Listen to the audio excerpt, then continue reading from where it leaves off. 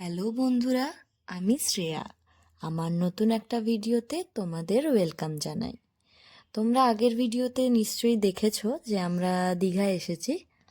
আজ আমাদের দীঘার দ্বিতীয় দিন, আর আজ আমাদের ইচ্ছে আছে দীঘার জগন্নাথ মন্দিরে ভোগ গ্রহণ করবার। তো সেভাবেই আমরা সকালবেলা দীঘার মন্দিরে ভোগ গ্রহণের জন্য কি কি করলাম বা কিভাবে আমরা ভোগ পেলাম সেটা জানতে হলে তোমাদের পুরো ভিডিওটা দেখতে হবে। তো যথারীতি আমরা সকালবেলা ব্রেকফাস্ট সেরে হোটেল থেকে বেরিয়ে গেলাম আমরা দীঘার মন্দিরের উদ্দেশ্যে। আশেপাশে হোটেল থেকে বা লোকেদের মুখে শুনে জানতে পারলাম যে ওখানে গিয়ে কুপন নিয়ে লাইনে দাঁড়াতে হবে। সেইভাবেই আমরা এই যে বেরিয়ে গেছি, দীঘার মন্দিরে যাব এখন।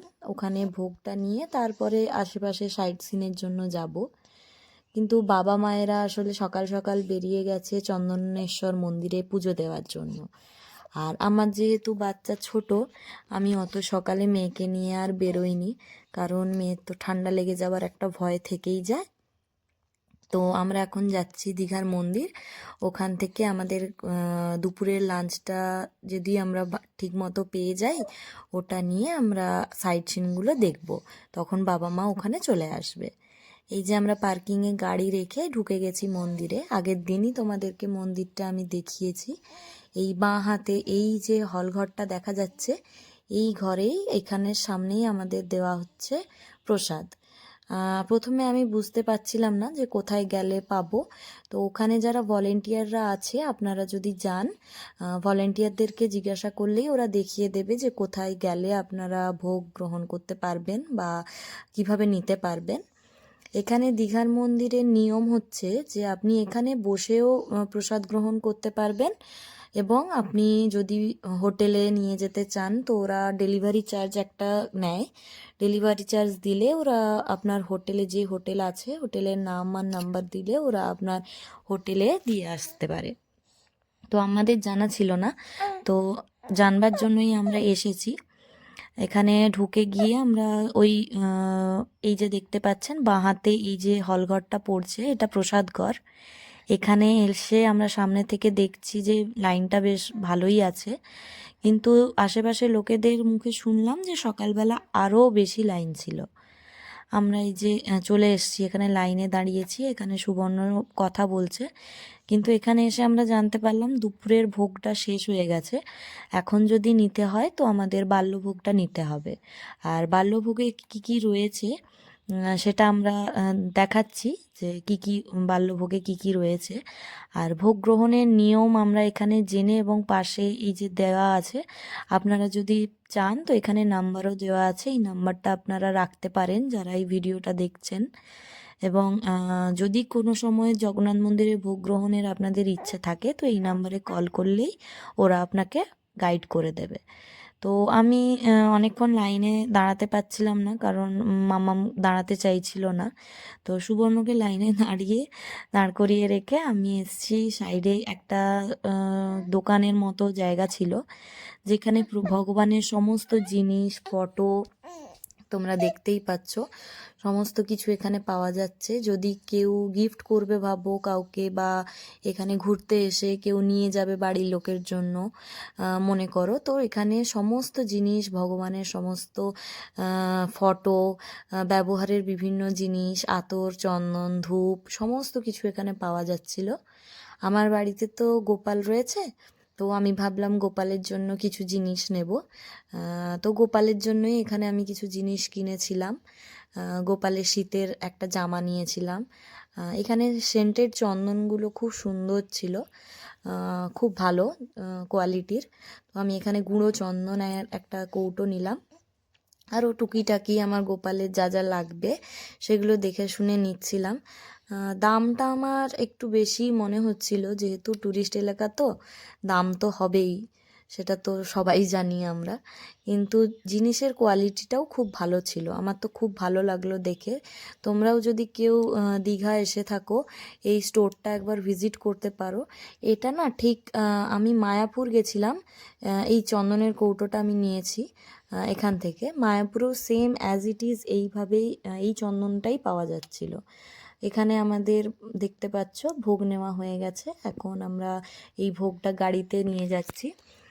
ওখানে তো জুতো পরে অ্যালাউ ছিল না ভেতরে, আমরা জুতোটা গাড়িতেই রেখেছিলাম, তাই খালি পায়ে হাঁটতে খুব কষ্ট হচ্ছিল। তো যাই হোক, আমরা গাড়িতে ভোগটা রেখে দিয়ে এখন মায়েদের ফোন করলাম। মায়েরা বলল যে ওরা উদয়পুরে আছে, চন্দনেশ্বরে পুজো দেওয়া হয়ে গেছে, চন্দনেশ্বর থেকে পুজো দিয়ে ওরা উদয়পুরে ঢুকেছে।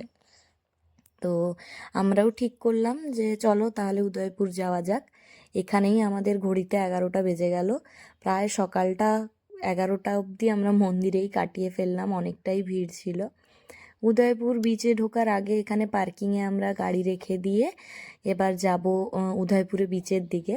ওরা অনেকক্ষণ আগেই এসেছে, কারণ ওরা তো অনেক সকাল সকাল বেরিয়েছে।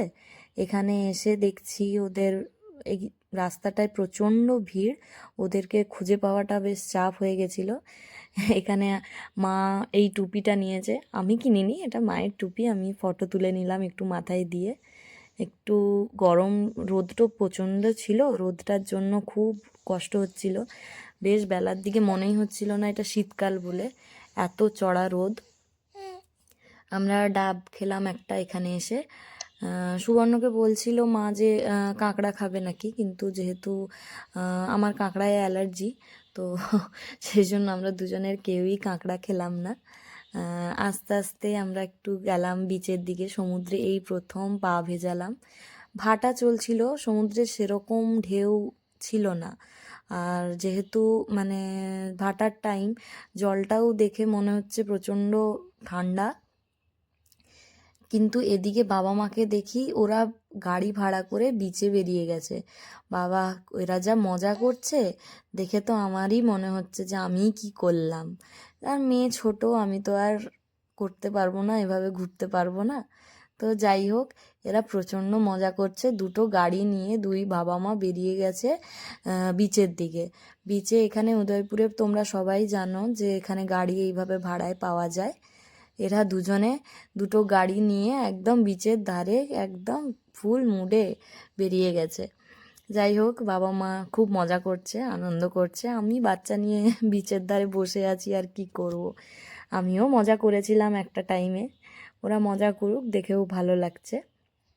তো ওরা ঘোরাফেরা আমরা সবাই কমপ্লিট করে হোটেলের রুমে এসে আমরা যে প্রসাদটা এনেছিলাম আমরা মন্দির থেকে, সেই মন্দিরের প্রসাদের থালাটা খুললাম।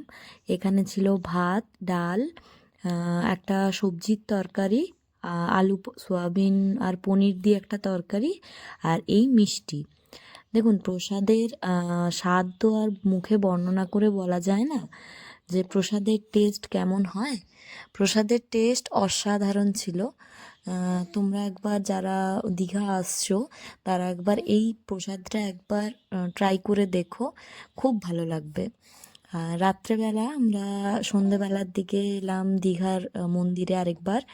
কাল সকালেই আমরা বেরিয়ে যাচ্ছি দীঘা ছেড়ে। রাতের মন্দিরটা দেখবার খুব ইচ্ছে ছিল, তো আমরা এসে দেখলাম যে এত সুন্দর লাইট দিয়ে এত ভালোভাবে মন্দিরটা ডেকোরেট করা আছে যে দেখে মন জুড়িয়ে গেল, সত্যি খুব ভালো লাগছিল। এখানে মন্দিরের প্রসাদ, সন্ধ্যা আরতির প্রসাদ দেওয়া হচ্ছিল। লাইনে আমরা দাঁড়িয়ে সন্ধ্যা আরতির প্রসাদ গ্রহণ করলাম। কাল সকালেই আমরা চলে যাচ্ছি দীঘা ছেড়ে। আবার সেই পুরনো রুটিন, পুরনো ধরাবাঁধা জীবন। আবার কবে আসবো জানি না। যেহেতু বাড়ি থেকে দীঘাটা সামনে, ছোটোখাটো 1-2 দিনের ছুটিতে আসাই যায়, এমন কোনো বড় ব্যাপার নয়। কিন্তু তবুও এই 2 দিনের ছুটিতে ফ্যামিলিকে নিয়ে, বাবা মাকে নিয়ে ঘুরতে আসার একটা মজাই আলাদা। খুব আনন্দ হলো, খুব মজা করলাম দুই বাবা মাকে নিয়ে।